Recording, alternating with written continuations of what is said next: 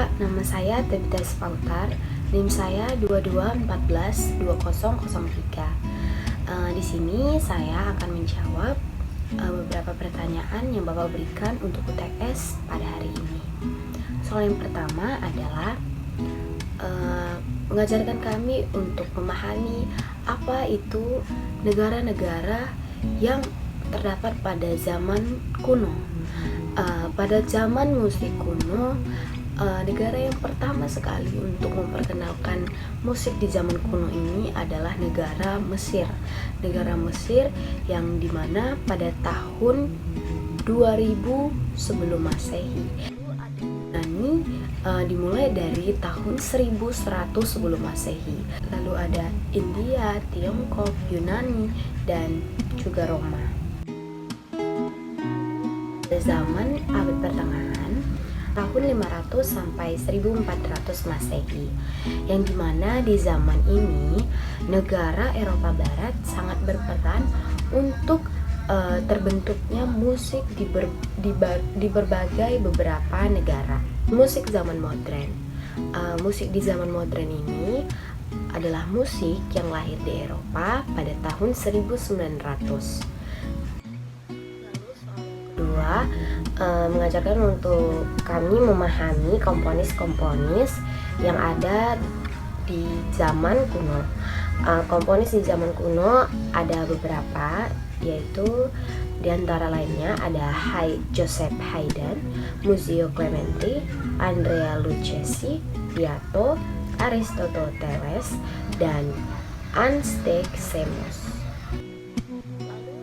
Komponis-komponis pada zaman musik abad pertengahan, diantara lainnya ada Guido de Arezzo, tokoh yang berasal dari Paris, Hildegard van Bingen berasal dari Jerman, dan Johannes Kikonia yang berasal dari Belgia.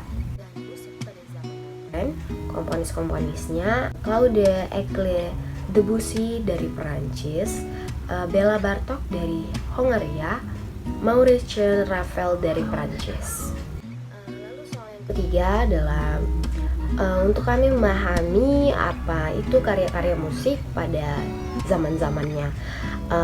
Pada zaman kuno, karya musik lebih mengambil peranan besar mengiringi seperti kegiatan kebaktian, juga pada ratapan kematian, dan tari-tarian juga bisa, terlebih juga untuk jamu-jamuan makan.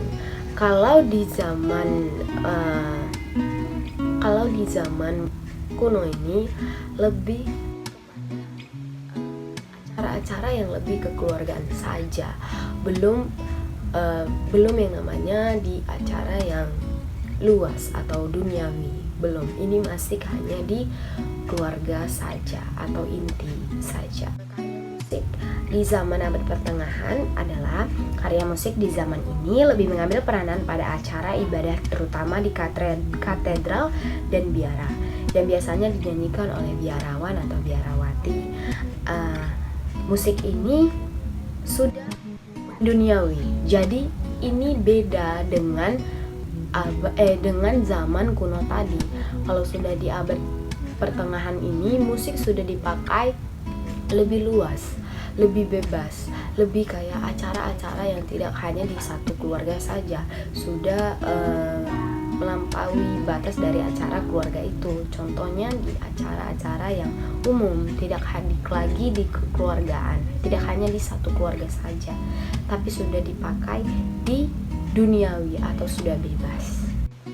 Karya-karya musik di zaman abad pertengahan juga memiliki 5 contoh karya musik di zaman abad pertengahan. Yang pertama ada St. Gregorius Agung, St. Hildegard dari Bingen, Guillaume de Maquet, Adam de la Helle dari Jerman, dan Leonin. Karya musik pada zaman modern adalah karya musik di zaman modern ini lebih banyak dan lebih bervariasi lagi. Contohnya ada hip hop, rap, opera, blues, jazz, rock, pop, R&B, dan masih banyak lagi.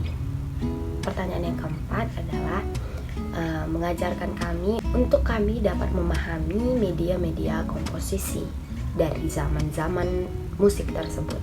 Musik zaman kuno. Di musik zaman kuno, media komposisinya antara lain ada syrinx atau pipa, lira. Itu tersebut seringkala dipakai dalam media komposisi sebuah karya musik. Lalu ada juga aulos yang sangat terkenal pada zaman kuno ini dalam media untuk membuat sebuah musik. Zaman abad pertengahan, media yang sering dipakai di abad pertengahan ini adalah media yang menggunakan alat harpa, suling, dan organ, dan lain-lain. Dan media pada zaman modern ini juga lebih bervariasi. Di antaranya ada gitar elektrik, saksofon, keyboard, biola, cello, dan masih banyak lagi. Untuk lebih mengajarkan kami untuk memahami teknik-teknik komposisi pada musik.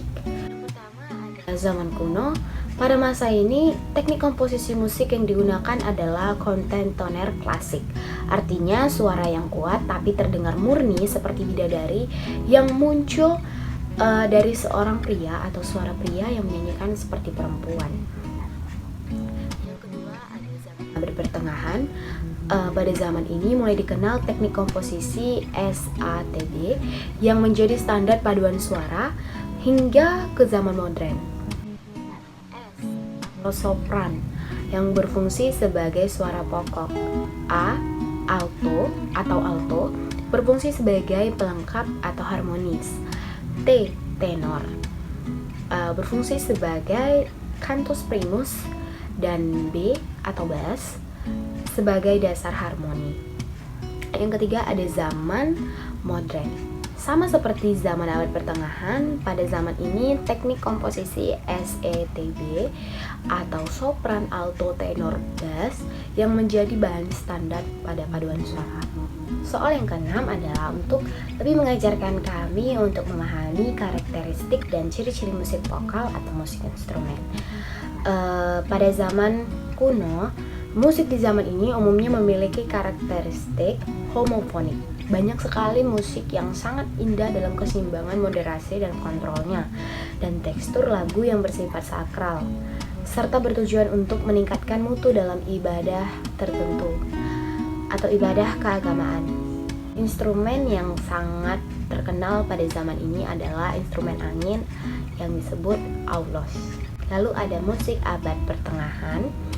Musik pada abad pertengahan meliputi vokal tunggal seperti pujian Gregorian dan musik paduan suara, musik instrumental tunggal, dan musik yang memakai vokal dan instrumen, biasanya dengan instrumen-instrumen yang menyertai vokal. Ciri-ciri musik pada zaman ini adalah yang pertama memiliki peranan paduan suara yang berkembang serta pencetakan nada, dan juga berkembangnya musik polifoni atau yang biasa juga dikenal sebagai suara yang banyak. Akhir zaman modern, karakteristik musik vokal pada zaman ini memiliki lebih dari 3 orang, memiliki nada yang berbeda sesuai dengan suaranya. Contoh, falsetto, tenor, bass, alto, bisa menyatukan di antara perbedaan itu. Bahasa yang digunakan juga bahasa nasional, dipengaruhi oleh teknologi. Musik yang modern lebih dikomersialkan sebagai sarana ekonomi. Dan yang terakhir, gaya musik pada zaman modern ini lebih luas lagi serta lebih leluasa atau bebas tanpa batas. Yang ketujuh, untuk memahami konsep dan contoh dari musik modal, musik tonal, dan musik atonal, serta rekreatif pada sejarah musik barat. Yang pertama, musik modal adalah sistem musik yang memandang bunyi hanya satu suara atau secara vertikal. Contoh musik modal adalah lagu Gregorian.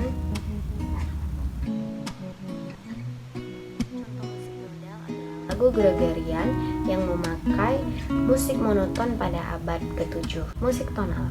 Musik tonal adalah musik yang memandang bunyi secara horizontal. Contoh musik tonal adalah kavatina. Yang ketiga ada musik atonal. Musik atonal adalah musik yang lebih mengajarkan kita untuk lebih membuat improvisasi, dan di musik ini kita lebih difokuskan untuk kita lebih menghayati serta menggunakan perasaan kita dalam membuat sebuah karya itu tersebut. Contoh musik di musik atonal adalah History du Soldat. Musik barat bertujuan untuk hiburan semata-mata dalam karya musik yang dipakai. Untuk memahami sejarah musik sebagai sumber pengetahuan ilmiah untuk belajar teori, komposisi, dan praktik musik. Teori musik merupakan cabang ilmu yang menjelaskan unsur serta apa-apa saja itu yang terdapat pada musik. Yang kedua ada komposisi musik.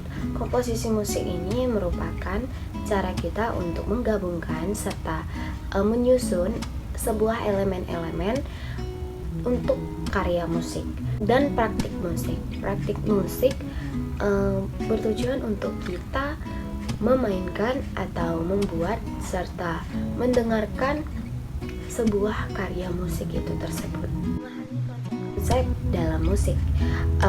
Contoh musik jazz. Musik jazz yang di dalamnya biasanya memiliki sebuah ritme yang memiliki harmoni.